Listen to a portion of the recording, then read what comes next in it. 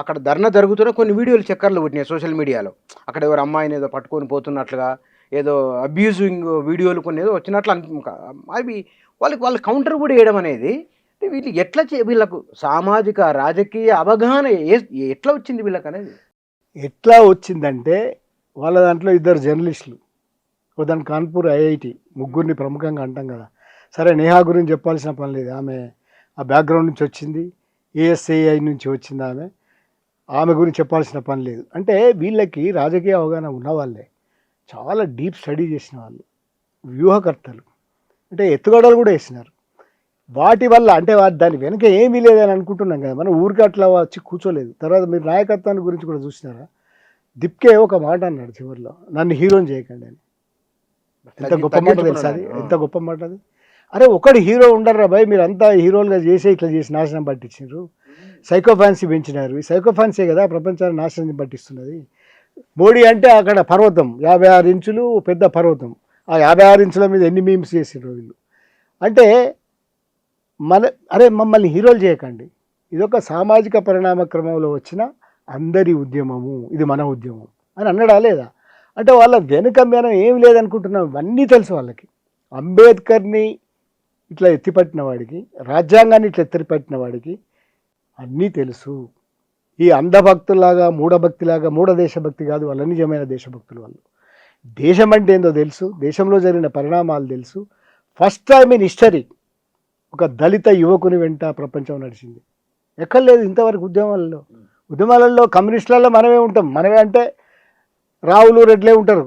ఇక్కడ కమ్యూనిస్టుల అనుభవం తీసుకుంటే బయట ప్రపంచంలో కూడా బాపులోళ్ళే ఉంటారు. కమ్యూనిస్ట్ రాజ్యాలు వాళ్ళే తెస్తుంటారు. నేను ఊరికే అంటలేను, ఒక రకమైన మానసిక స్థితితోటే ఉంటున్నా. ఫస్ట్ టైం ఇన్ హిస్టరీ దిప్కే అనేవాడు జంజీ ఉద్యమాన్ని నడిపించి ప్రపంచాన్ని చూపించినాడు. దళితుల వెంట ప్రపంచం ఫస్ట్ టైం నడిచింది. అదే సమయంలో మొత్తం ఏదైతే కమ్యూనిస్ట్ పార్టీలతో సహా జేఎన్యూలో జరిగే ఉద్యమం మీకు తెలుసు కదా, ఉత్సవంలాగా చేస్తారు.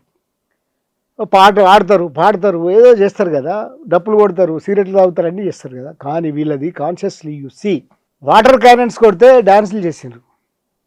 అరే స్నానం చేయలేయాలి పొద్దున్న నుంచి, ఏ అంకుల్ ఇంకా వాటర్ రాలేదా, ఉడకపోస్తున్నది అన్నాడు. అవి కొడితే దాన్నే చక్కర్లు కొట్టిర్రు. పంటలో అయితే వాడు గేట్లు పెడితే బద్దలు కొట్టిండ్రు, తాడు పెడితే టగ్ ఆఫ్ వార్ ఆడిర్రు. అంటే వాళ్ళకి ఈ ఆలోచనలన్నీ ఎక్కడి నుంచి వచ్చినాయి? ఇదేం ఉత్సవం కాదు, 2 రకాల ప్రయోగాలు ఉన్నాయి మొత్తం జంజీ ఉద్యమాలలో. నేను ఇంతకుముందు చెప్పిన సరే, ఈవెన్ నేపాల్ ర్యాపర్లు, పాటలు పాడేవాళ్ళు, ర్యాపర్లు, చిత్రకారులు, కార్టూనిస్టులు, జర్నలిస్టులు, ముఖ్యంగా మీమ్స్ చేసేవాళ్ళు, గ్రాఫిక్ చేసేవాళ్ళు, ఇట్లాంటి వాళ్ళకి మొత్తం ఈ 5 రకాల జంజీ ఉద్యమాల్లో ప్రధాన పాత్ర ఉంది. వీళ్ళు కూడా అట్లాగే.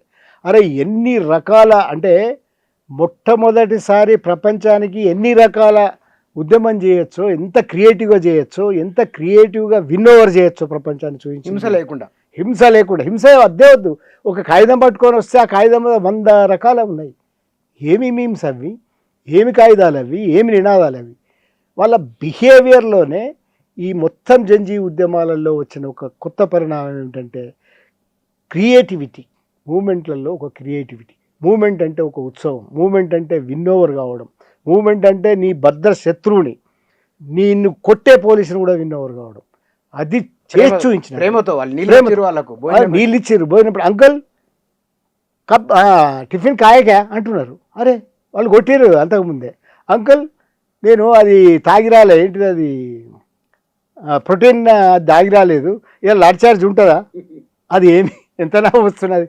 ఎన్ని వీడియోలు తెలుసా ఇప్పుడు, మామూలు గృహిణులు చేస్తున్నారా ఏ బచ్చోలోకి చేశాయని. అంటే జంజీ ఇట్లున్నదా వీళ్ళు భలే.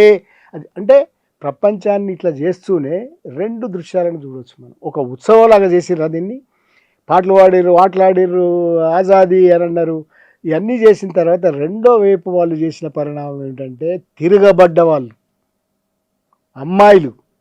అమ్మాయిలు ఎన్ని ఫోటోలు, చాలా మంది అమ్మాయిలు అంతమందిని లాఠీచార్జ్ చేస్తుంటే వెనుక దెబ్బలు తింటూ కూర్చుంటారు. వెనుక దెబ్బలు తింటూ అమ్మాయిలు ఆపారు పోలీసు వాళ్ళని, అమ్మాయిలు కొట్టలేరు కదా అని. ఆ అమ్మాయి అయితే ఏకంగా మనకు ఒక సింబల్ అయిపోయింది కదా. ఆమె ఇప్పుడు అన్నిటికీ ఒక సింబల్ ఉంటుంది కదా, వ్యాన్ ఆపిన అమ్మాయి ఉన్నది. అంటే వీళ్ళు ప్రతిఘటన చేసిండ్రు దెబ్బలు తింటూ. మార్ మార్ మార్ అనేది ఏం ప్రతిఘటన అది? కొడుతుంటే అతను కొట్టు కొట్టు అని అన్నాడు కదా, ఏం ప్రతిఘటన అది? అంటే ఉత్సవం చేసినారు, ఎగిరిండ్రు, దునికిండ్రు, పాటలు పాడిండ్రు, రాత్రిపూట డాన్సులు చేసిండ్రు, చేస్తూనే ప్రతిఘటన అనేదాన్ని కూడా చూపించినారు. ఇది ఒక కొత్త సింబల్. కానీ సార్ ఇక్కడ మోహన్ భగవత్జీ ఒక మాట అన్నారు, ఈ తరం పిల్లలకు తార్కికంగా సమాధానం చెప్పాలి, వాళ్ళతో మనం సంభాషించాలి అని ఒక మాట అన్నారు. మరి తార్కికంగా అంటే వాస్తవానికి బీజేపీలో ఆ పరివారంలో బాగా మేధావులు, నిరంతర అధ్యయనం చేసేవాళ్ళు, సమాజంలో ఉండేవాళ్ళే ఉంటారు కదా, మరి వాళ్ళు ఎందుకు ఈ తరాన్ని అంచనా వేయలేకపోయినట్టు? తార్కికత అనేదానికి మోహన్ భగవత్ అభిప్రాయాలు ఉండవచ్చేమో, కానీ హేతువు, తార్కికత, శాస్త్రీయత అనే వాటిని చంపి పాతరబెట్టింది సంఘ్ పరివార్. దురదృష్టం భారతదేశంలో. మౌలిక వాల్యూస్ని దెబ్బతీయడానికి, లౌకిక తత్వం కావచ్చు, లేదా విశాలమైన భారతదేశంలో ఉన్న భిన్నత్వం కావచ్చు, మతాల సమ్మేళనం కావచ్చు, కలిసి బతకడం కావచ్చు, వీటన్నిటినీ ధ్వంసం చేయడానికి వాళ్ళు తెచ్చిన నరేషన్స్ అన్నీ కూడా సహేతుకమైనవి కాదు, తార్కికమైనవి కాదు, హేతువుకు నిలబడేటివి కాదు, ఆలోచనకు నిలబడేటివి కాదు. నువ్వు అప్పనంగా బట్టగలిసి మీదేసిండ్రు ప్రపంచం మీద. నువ్వు ప్రశ్నిస్తే ఇంతకుముందు నేను చెప్పే తుకుదేకుడు, గాంగు, పాకిస్తాను, చైనా, ఇప్పుడు ట్రోల్ చేసేటివి అన్నీ అట్లనే ఉంటాయి. వాళ్ళ ట్రోల్ ప్రపంచం ఎంత పెద్దదంటే ఇక ఇవే నువ్వు ఒక్కసారి అట్లా మాట్లాడితే చాలు, బూతులు తిట్టడం ఒక ఎత్తు, ఇక నువ్వు అసలు పాకిస్తాను, అరే అప్పుడేం చేసినావు, ఇప్పుడేం చేసినావు, ఏం చేసినావురా నువ్వు, అరే నువ్వేం మాట్లాడుతున్నావురా, ముందున్నది ముసలి పండుగ రిప్పని పెడతారు. ఇంకా ఇక నువ్వు చచ్చినట్టే అయిపోయిందిరా నీ పని. అంటే వాళ్ళ ట్రోల్స్ కానీ వాళ్ళ ప్రపంచం కానీ వాళ్ళు చేస్తున్న పనులు కానీ అహేతుకమైనవి, అశాస్త్రీయమైనవి. అరే భారతదేశంలో పుష్పక విమానం గురించి మాట్లాడితే ఏం చేయాలి మనము? ఈ ప్రపంచంలో ఏఐ వచ్చిన తర్వాత పుష్పక విమానం ఉండేది అప్పుడే కనుక్కున్నాం అంటే ఏం చెప్పాలి మనం? ఎట్లా చెప్తాం మనం? వాటికి చెప్పలేం కదా. శాస్త్రీయంగా ఉన్న విషయాలన్నింటినీ మార్చడానికి సిలబస్లను మార్చే ప్రయత్నం చేస్తున్నారు కదా. ఆర్యభట్టుడు కనుక్కున్నాడని చెప్తారు కదా, ఇవన్నీ శాస్త్రీయమైనవా? నిలబడేటివా ఇవన్నీ? శాస్త్రానికి ఇవన్నీ హేతువుకి నిలబడేటివా? ఈ సైన్స్కి నిలబడేటివా? విజ్ఞాన శాస్త్రానికి అయితే నిలబడాలి కదా మనం చెప్పే విషయాలు. మీరు చెప్తున్న మత భావనలన్నీ హేతువుకి నిలబడతాయా? వీళ్ళందరినీ ముద్రేసినంత మాత్రాన వీళ్ళు జాతీయవాదులు కాకుండా పోతారు, దేశభక్తి కాకుండా పోతారు, పాకిస్తాన్ వాళ్ళు అయిపోతారా? కారు కదా. మనకు కూడా ఉంది కదా, మనకు దేశభక్తి లేదా? దేశాన్ని మనం ఏమన్నా ముక్కలు ముక్కలు చేద్దాము, దీన్ని నాశనం చేద్దామని చేస్తలేమే. మౌలిక వాల్యూ సిస్టమ్స్ అనేటి పరంపరగా ఒక క్రమంలో, చారిత్రక క్రమంలో ఏర్పడ్డాయి. భారతదేశం చరిత్రను చూసుకోవాలి. మొదలు స్వాతంత్ర పోరాటం నుంచి వచ్చిన విలువలు ఉన్నాయి, చాలా విలువలు ఉన్నాయి. అహింస అనేది ఇప్పటికి కూడా నిలబడ్డది ఎందుకు? గాంధీ మహాత్మ ఉంది. స్వాతంత్ర పోరాటంలో ది ఓన్లీ మ్యాన్, మనం ఇక్కడ మాట్లాడుకోవాలి. గాంధీ మీద మీకు ఎన్నెన్ని ఉండొచ్చు, కానీ ఒక కులీన ఉద్యమాన్ని, స్వాతంత్ర పోరాటం మొత్తం కులీన ఉద్యమం, మొదలు ఇలీట్ ఉద్యమం. ఈ ఇలీట్ ఉద్యమాన్ని ప్రజల్లోకి తెచ్చి చంపారణ ఉద్యమం లాంటి వాటితోటి, ఉప్పు సత్యాగ్రహం లాంటివి కోట్ల మందిని గోసి పెట్టుకొని గోసి కూడా నిరాడంబరత, అది భారతదేశంలో జరగాల్సింది అది అని చూపించినాడు ఆయన. అంటే నిరాడంబరత అనే దాంతో గాంధీ కదా ప్రజల్ని ఇన్వాల్వ్ చేసింది స్వాతంత్ర పోరాటంలో. ఆ విలువ కదా ఇవాళ ఈ జంజీ తరంలో ఆ వారసత్వంగా స్ఫూర్తిగా వచ్చింది. దాని గురించి మాట్లాడాలి మనం. దాన్ని చంపిన వ్యవహారం సరే, చంపడానికి పూజలు చేస్తున్నారు ఆశ్చర్యంగా. మీరు తార్కికంగా ఆలోచించమని ఎట్లా చెప్తారు? నేను ఇంతకుముందు చెప్పిన పిల్లగాంది నాథురామ్ ఈసారి వస్తే నేనున్నా అని అంటాడు కదా పిల్లగాడు. మీరేమంటారు? నాథురాముకి పూజలు చేస్తున్నారు మీరు. ఆశ్చర్యంగా పూజలు కూడా చేసారు ఈ మధ్యలో. అంటే మీరు ఒక లెజిటిమసీ చేస్తున్నారు అన్నిటికీ.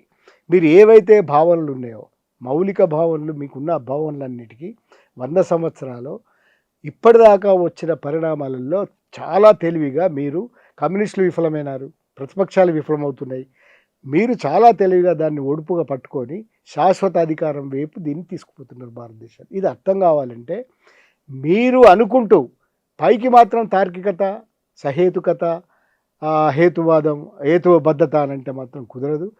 అందువల్ల కదా వాళ్ళు ఇవాళ జంజీ వచ్చింది. మీ దాంట్లో తార్కికత లేదని కదా. మీరు సంభాషించడానికి ఒప్పుకోలేదు కదా, కనీసం అడగడానికి ఒప్పుకోలేదు కదా. వాళ్ళు అడిగినారు కదా, అడిగినప్పుడు మాట్లాడడానికి కూడా ఒప్పుకోలేదు కదా. అది కదా, నెల రోజుల తర్వాత కూడా ఒప్పుకోలేదు.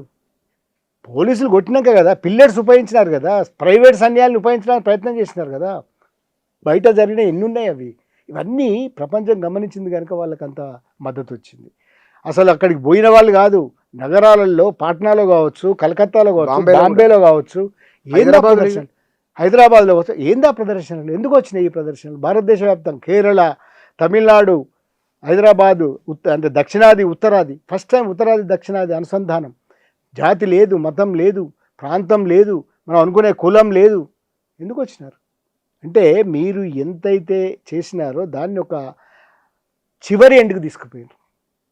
అంటే మీ వ్యవహారాల్ని మూఢత అంటున్నాను నేను. ఈ మూఢతని మీరు చివరెందుకు తీసుకుపోయారు కనుక దానికి తగిన దాన్ని మీరు అనుభవించినారు. ఇవల్ల మీరు అట్లా రీజనబుల్గానో హేతుగా దగ్గర తార్కికంగానో ఆలోచిస్తే పిల్లల్ని అక్కడ దాకా రాణించేవాళ్ళు కాదు, లేదా పిల్లల్ని కొట్టేవాళ్ళు కాదు, లేదా మీరు ఇంకింత దీన్ని ఫాసిజంలోకి తీసుకుపోతాము, మేము ఇట్లే ఉంటామని అంటే చంపేవాళ్ళు. చంపలేదు కనుక మీలో ఇంకా ఆలోచనలు ఉన్నాయి కనుక మోహన్ భగవత్ ఆ స్టేట్మెంట్ ఇవ్వగలిగినారు. 2-3 రోజుల నుంచి ప్రధాని యూత్ గురించి మాత్రమే మాట్లాడుతున్నారు.